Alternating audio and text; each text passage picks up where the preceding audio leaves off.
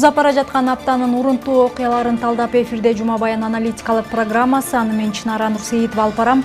Алгач бүгүнкү чыгарылыштын кыскача мазмуну. Кыргызстан чегиртке каптоо коркунучунда турат. Зыянкеч адам баласынын башына оор күн түшүп турган кездерде күчтөнөбү? Суу самыр жайлоосун сактап калуу керек. Жайытты тикенектүү 6 гана өсүмдүгү каптады деп малчылар менен жергиликтүү эл доолбас кагууда. Ошто электр кубаты менен жүргөн автобустарды чыгарган Кыргыз унаа курулуш заводу ачылды. Соода согушу, кыргыз-казак чегарасындагы тоскоолдуктар, кайым айтышуу жана ЕАЭКтин кыргыз тараптын таламын талашкан чечими абалды өзгөртөбү?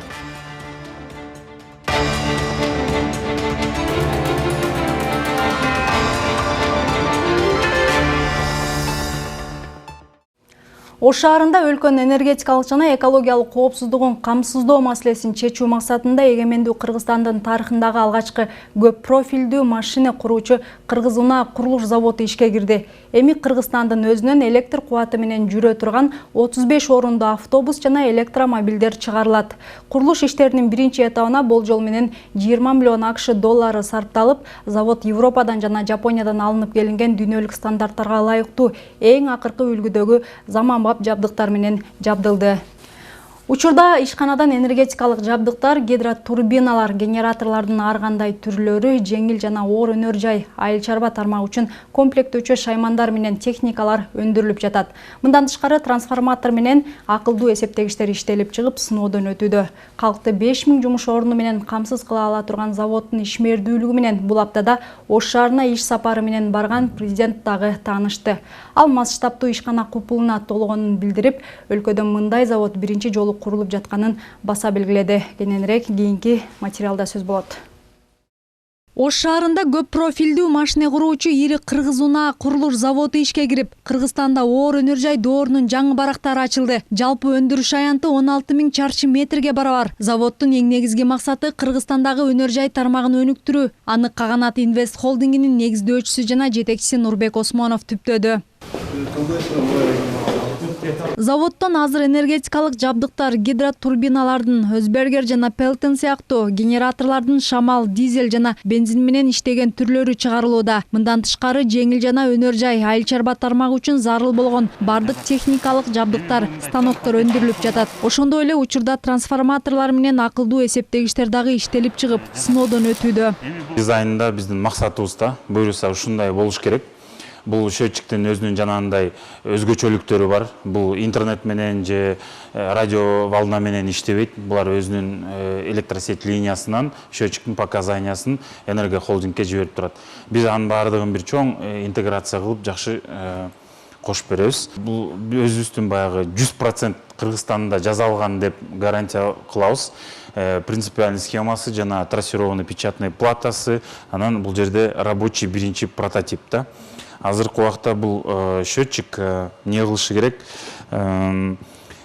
Биздин оюбузда бул жактан толугу менен жасап, ишке киргизип, анан презентация кылып, анан серийный производствого киргизебиз. Заводдун ишинин биринчи баскычында электр тогу менен иштеген автобустар дагы куралат. Бул 35 орунду хай-тек стилиндеги транспорт Кыргызстандын өндүрүш тарыхындагы эң чоң окуялардын бири болуп калаарында шек жок. Учурда адистер ыңгайлуулугу жогорку деңгээлдеги эл ташуучу автобусту чыгаруунун үстүндө кызуу иштеп жатышат. Анын дизайны менен алек болуп жаткан Алтынбек Апилаев дагы атамекендик өндүрүштөгү алгачкы автобусту иштеп чыгуу бактысы буйруганына сыймыктанып, кубаттануу менен эмгектенүүдө. Мындай автобус Кыргызстан тарыхында автобус эмес, даже араба чыгат деп эч ким ойлогон да эмес да.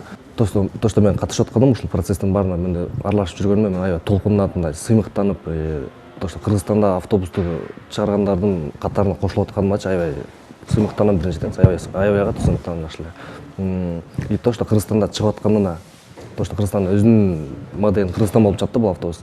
Эч кандай чет элден эчтекесин сатып албайбыз. Бүт өзүбүздүн жүрөктөн чыккан дизайнын салып чыгарып аткандыгыбыздан аябай толкунабыз да биз баарыбыз тең элечи. Унаа куруучу завод ушуну менен эле токтоп калуу ниетинде эмес. Келечекте электромобилдер чыгарылат. Баса белгилей кетүүчү жагдай унаага керектүү тетиктердин 90%ын ишкана өзү жасамакчы. Завод Европанын жана Жапониянын заманбап жабдыктары, техникалары менен жабдылып, иштөө процесси максималдуу автоматташтырылган. Учурда 500 киши иш менен камсыз болду. Ал эми курулуш иштеринин экинчи этабы бүткөрүлүп, завод толук ишке киришкенде жумуш орундарынын саны азыркыдан 10 эсе көбөйүп 5000ге жетет. Бул албетте кесипкөй жаштардын ички жана тышкы миграциялык агымын токтотот.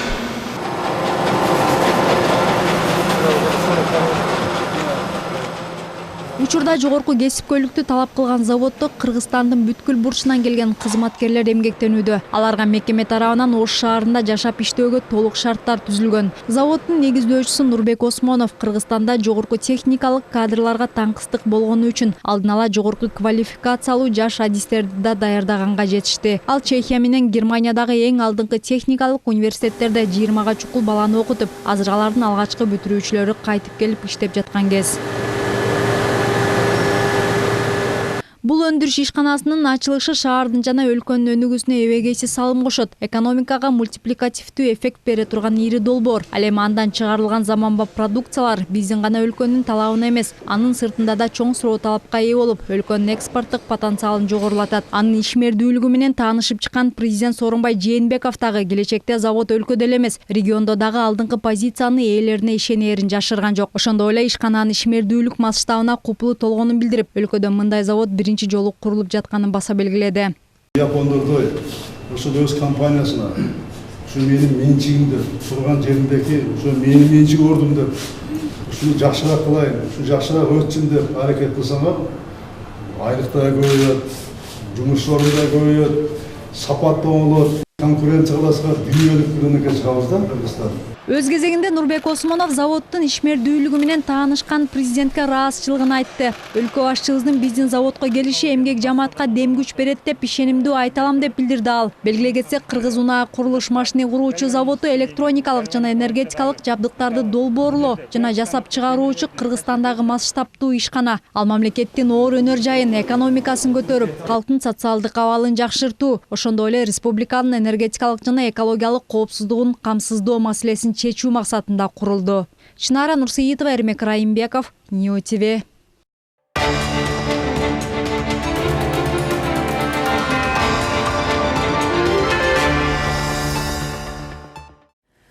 Кыргызстанда жайыттардын маселеси кайра курчуду. Нарын облусунда жайыт тарып, 2 райондун элинин ыркы кетүүдө. Жаңжалды облустук бийлик 2 жылдан бери жөнгө сала албай бара. Элдин талаш тартышына себеп болгон Кумбел жайлоосун кен казгандар талкалап бүткөн. Адистер өлкөдө жайыттарды пайдалануу боюнча башаламан жүргүзүлгөн саясаттын кесепетинен ушундай чырлар улам ырбап жатканын белгилеп келишет. Аталган маселе бейшемби күнү жогорку кеңештин жалпы жыйынында дагы көтөрүлүп, эл өкүлдөрү атайын комиссия түзүүнү өкмөттөн талап кылып чыгышты.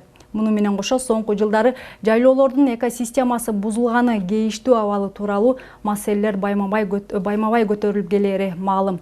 Кыргызстанда 9 миллион 5 миң гектардан ашуун жайыт болсо, Союз тарыгандан кийин 10-15 жыл малдын тоягы азайып, жайлоолорго көңүл бурулбай калган. Буга суусамыр өрөөнү мисал. Аталган жайлоонун малчылары ушу тапта жайытты 6 гана бадалы басып кетти. Аны сактап калуу керек деп коңгуроо кагып жатышат. Аталган аймакка жайлоого чыккан малчылар жана жергиликтүү эл жыл сайын тикенектүү өсүмдүктүн айынан жайыттын аянты кыскарып жатканына тынчсызданууда. Негизи суусамырдагы жайлоонун аянты 495 миң гектар болсо, учурда анын 5тен 1 бөлүгүн малдын жайыт үчүн ыңгайлуу болгон түптүз айдың талаларын зыянкеч өсүмдүк каптап калган. Адистер 6 гананы химиялык же механикалык жол менен жок кылууга болоорун айтып келишет. Деген менен бул өсүмдүктү түп тамырынан жоготууга экологдор менен аарычылар таптакыр каршы. Бири жер кыртышынын сапатына кабатыр болсо, экинчиси балдын түшүмүнө түйшөлүүдө. Суусамыр өрөөнүндөгү жашыл шиберлүү жайлоону каптаган тикенек бадалдардан кантип арылуу керек? Балчылар менен малчылар кантип орток пикир табышат? Өкмөттүн бул багыттагы иши кандай? Кененирээк кийинки материалда сөз болот. Могу биз турган жердин өсүшүнүн баары малга кыйын. 6 гана өсүү эле бар атат. Койдун жүнү өскөндөй эле өсүп баратат.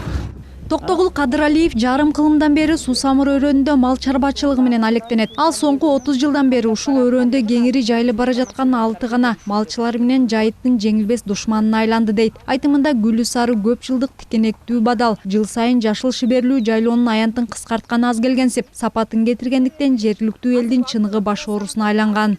Бул илгери сайыстын убагында 6 гана бир шыпыр кырксак акта төлөчүбүз. Илгери көп жыл мурун. Андан 6 гананы кетире албай алы жетпей жатат. 6 гананын бир да пайдасы жок, зыян. Мына малыбыз мынага кыркылганча бүт эле ойтоонун баары эле 6 гана.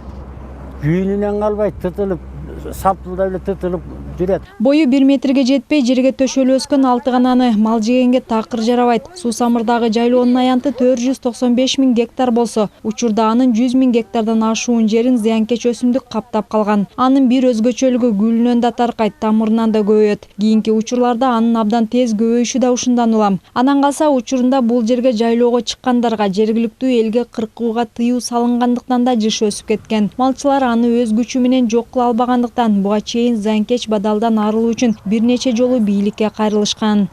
Жүрөт 6 гананы кудай мындай өкмөт башчылары тигинин ойлосу, ушуга бир дары таап антип ушу 6 гананы жоготсо болмок. Ушу Суусамырга эмне деген калкоос сапкоосту чүй боору тияң талас бияң Токтогулдан бери жайла түшөнгө. Ушуну бир ойлонуп ушуга жоготсо 6 гананын эсме тийиште тети жайыт бүттар жерин жоготуп койсо жакшы эле болмок. Бул 6 гананын пайдасы жок зыяндан башка. Угулатат өйдөкү президенттер, өкмөт башчыларын баары угулатат. Анан кандай жардам кылат билбейм. 6 гана менен күрөшүү оңой эле чечиле турган маселелерден эмес. Жергиликтүүлөрдүн айтымында союз мезгилинде ал атайын химикаттар менен жок кылынчу. Мындан тышкары отун катары чаап кыркылып алынчу. Мурун сайыстын убагында ушунун баарын жок кылчусун жок кылып турчу. Андан кийин каралбай калды. Мына 1-2 жыл мурун дары алып келип чачты эле. Анын натыйжасы болгон жок. Колдон келсе ушу 6 ганаларды жок кылыш керек мамлекет. Мурун биз жаңы биринчи келген убактарда мындай асырак эле болчу. Асырак эле болчу. Эми азыр көбөйүп атат. Бул тиги 6 гананын балынан неме тети гүлүнөн бал кылат деп мурун бал челектер отурушчу. Ана эми ал бал челектер деле отурбай калышты 6 гананын жанына. 6 гананын азыр малчыларга караганда балчыларга пайдасы көбүрөөк тийүүдө. Көп жылдардан бери аарычылык менен алектенген Николай Швецов Суусамыр өрөөнүндөгү 6 гананын сапаттуу бал өндүрүүдө орду чоң дейт. Түшүмү да мол болот. Ар бир бал челектен ал жылына 50 килограммга чейин бал өндүрөт экен. Желтым цветет, видите, вот все, вот.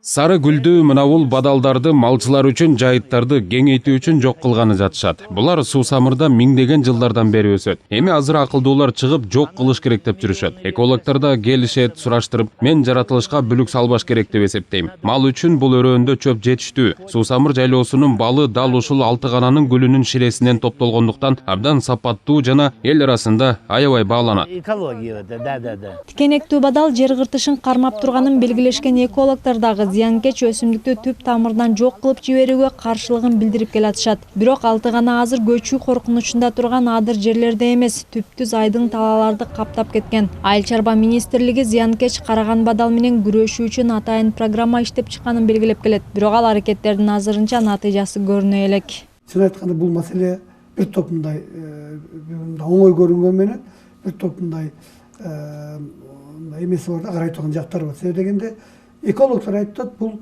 экологияга зыян келбеш керек депчи. Ошол кезде биздин дыйкандар эме айтат, фермерлер бул биздин жайытты тартып деп. Ошондуктан биз эки жактан карашыбыз керек да, себеби бул 6 гананы механический жолу, химический жолу аны токтотсо болот. Жок, эми ошону карап отура бергенде ал басып кетип атпайбы? Ошону тездик менен жок кылыш керек болуп атпайбы? Эми буну Илимдер академиясы бүгүнкү күндө биздин сунуштарды карап атат да. Алар ойбой, анда бүт басып кетет го Суусамырда. Биздин улуттук академия карап отурса, жанагы бир чечимге келе элек болсоң, анда бул эч малга жайыт калбай калат. Биз атайын эксперимент катары чукул чара болуш керек да. Эксперимент катары биз 2000 гектар жерди карап көрдүк. Ал жерде механикалык жолу менен дагы бир топ мындай жакшы жактары бар, бирок эмеге зыян келбеш керек жайытка. Экинчиси химиялык жагында карадык, ал да экологияга мына жер сууга зыян келбеш керек экен. Быйыл Кудай буйруса биз буну тактайбыз. Мына азыр жумуш бүтүп атат.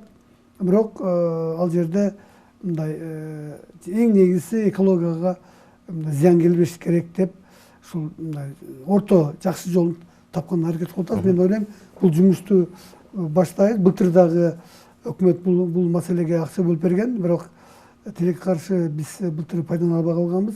Быйыл эми бул маселени сөзсүз колго алып, жаңы бир мындай бир жактуу болбой, мындай бардык жагын карап туруп, анан жумушту дагы улантабыз. Мал жайылуучу жайыттардын аянтынын кыскарышына өлгө түзүп, малдын өндүрүмдүүлүгүн жогорулатууга терс таасирин тийгизип келе жаткан кара бадалдан арылуу үчүн аракеттер аз болуп жатканы буга чейин жогорку кеңеште да көтөрүлгөн. Анда өкмөт каражаттын тартыштыгы, техниканын жоктугу маселени чечүүдө негизги тоскоолдук болуп жатканын айтканы бар. Анткени менен зыянкечи өсүмдүк жыл сайын жашыл шиберлүү жайлоону каптап бара жатканын токтото элек. Азыр Алтыгана суу-самыр өрөөнүндө эле эмес, Соңкөл, Сырт жайлоолорунда да көбөйүп жатат. Чынара Нурсейитова, Калбек Абдумамутов, Жума Баян. Ал эми дыйкандар эгин талааларын каптап жаткан чегирткелерди жеңе албай бара. Негизи каачылык туташ келет деген чын тура. Эпидемия жана экономикалык каачылык менен кошо бүгүнкү күндө өлкөдө эгин талааларды зыяндуу чегиртке каптоо коркунучу жаралууда. Айыл чарба министрлигинин маалыматында ушул жылы Кыргызстанда 120 000 гектар эгин аянттары чегирткенин курмандыгына айланышы толук мүмкүн. Зыянкечтин капташы бир гана айыл чарбага эмес, социалдык турмушка жана тамак аш коопсуздугуна коркунуч жаратышы мүмкүн. Өкмөт чегиртке менен күрөшүүдө кандай чараларды колдонууда? Бул жөнүндө кесиптешим Тазагүл Эмилбекова айтып берет. Бизди талаада чегирткенин көбөйүп, Бул видео Баткен облусунда тартылган. Талааларды чегиртке каптап кеткендиктен жергиликтүү дыйкандар зыянкечтер менен күрөшүүдө мамлекеттен жардам суроодо. Адистердин айтымында апрель-май айындагы аба ырайынын шарты алар үчүн жагымсыз болуп, личинкалардын өлүп калышына алып келди. Бирок күндүн ысышы менен Жалал Абад, Баткен, Ош, Чүй, Талас жана Нарын областарында көбөйө баштады. Мына чегиртке спацетте. Учурда Баткен, Ош облусунда жана Жалал Абадтын Аксы районунда 19 817 гектар жерде чегирткенин личинкалары табылды. Ал эми Баткен облусунда айыл чарбага зыянын тийгизген чегирткелерди жок кылуу иштери жүрүп жатыптыр.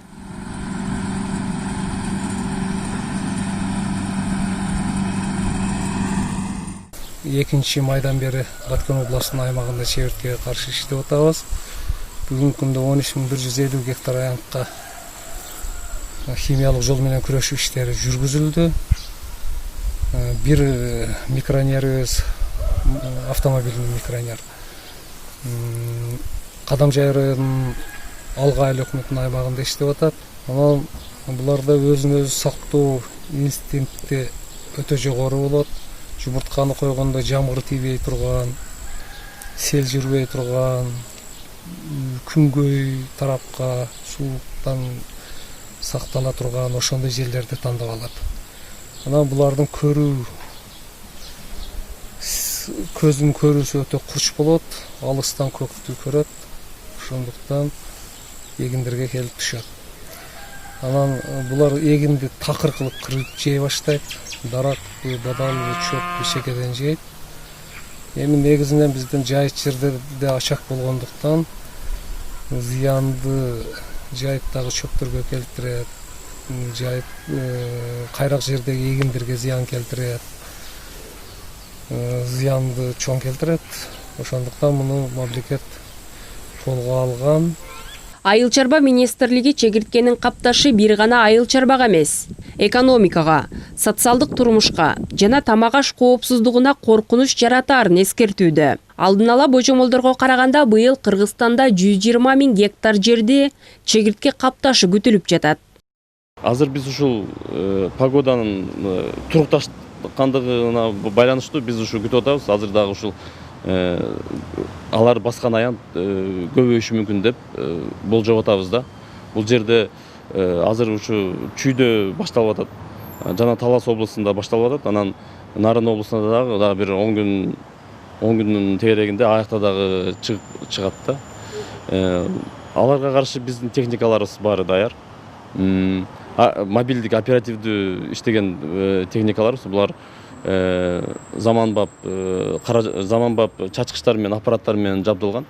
Чегирткелер курт кумурсканын түз канаттуулар түрүндөгү чоң тукуму. Арткы буттары секирүүгө ылайыкталган. Чатыр сымал канаты денесин жабат. Дүйнөдө булардын 7000дей түрү жылуу жана мээлүүн климаттуу жерлерде тараган. Чегирткелер өсүмдүк, кээси жаныбар менен да тамактанат. Айрымдары жырткыч, алар токой, бадал арасында, айрымдары ийинде, үңкүрдө жана таш арасында жашайт. Жумурткасы кыштап жазында андан личинка чыгат. Личинкасы 5-8 жолу түлөп, 1-2 айда өөрчүп жетилет. Чегирткелердин айыл-чарба өсүмдүктөрүнө зыян келтирүүчүлөрү өтө кооптуу.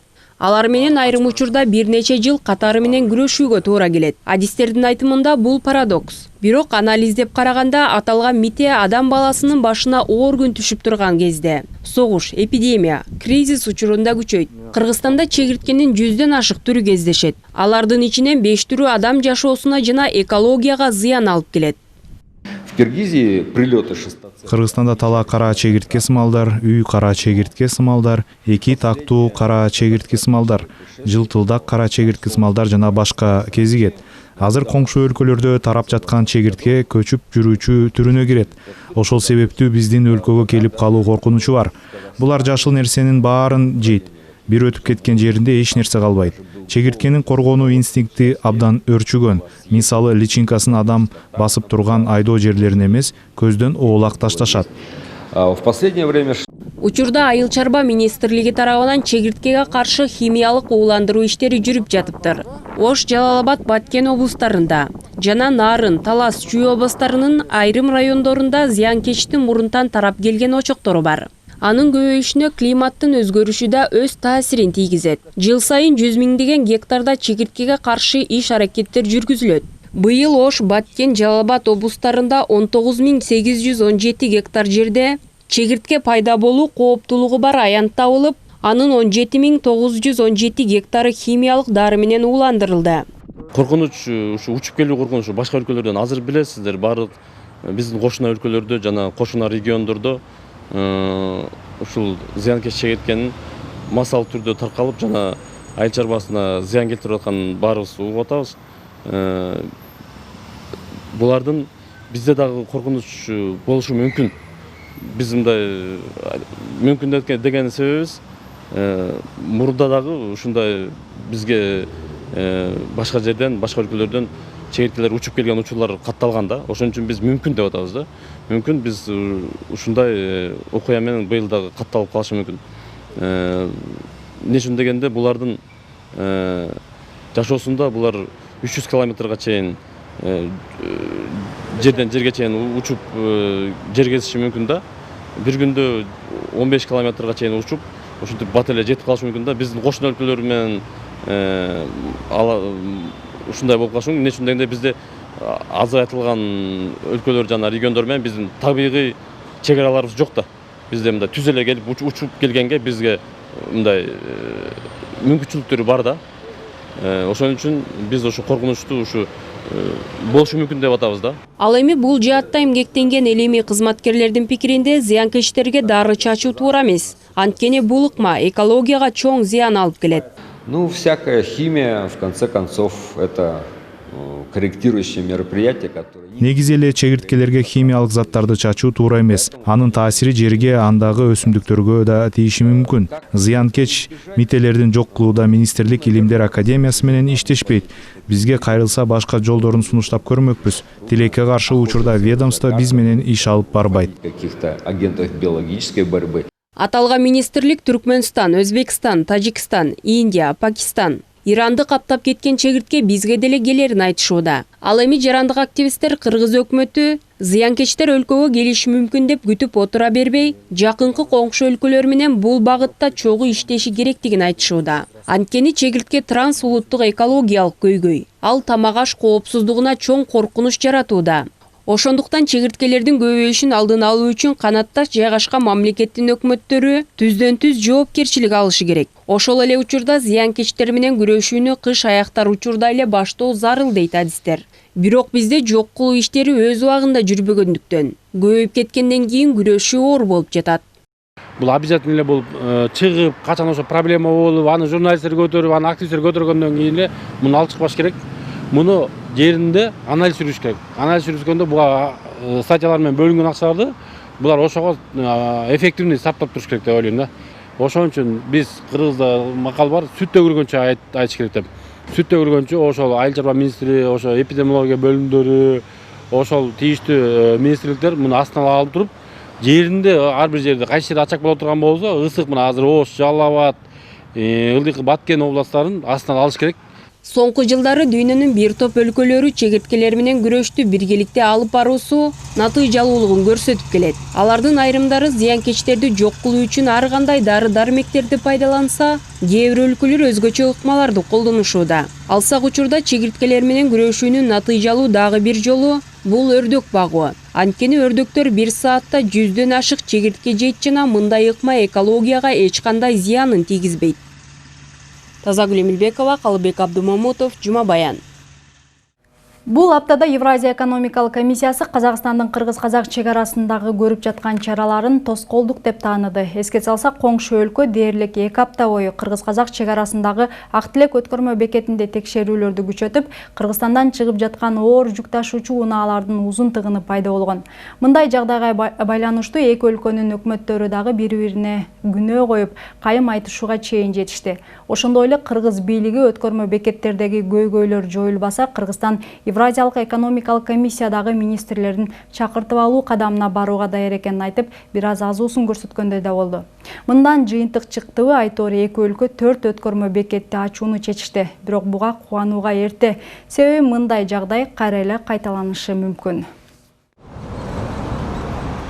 Казакстан чек арадагы текшерүүлөрдү күчөткөндүктөн Ак Тилек өткөрмө бекетинде жүк ташуучу машинелердин узун кезеги 2 аптага созулду. Ал күндөрү чек ара кызматынын маалыматы боюнча Кыргызстандын аймагында күнүнө 200дөн ашуун фура Казакстанга кире албай турду. Айрым күндөрү каз-катар тизилген унаалардын саны 400дөн дагы ашып, кезек күткөндөрдүн тыгыны 7-8 чакырымга чейин жетти.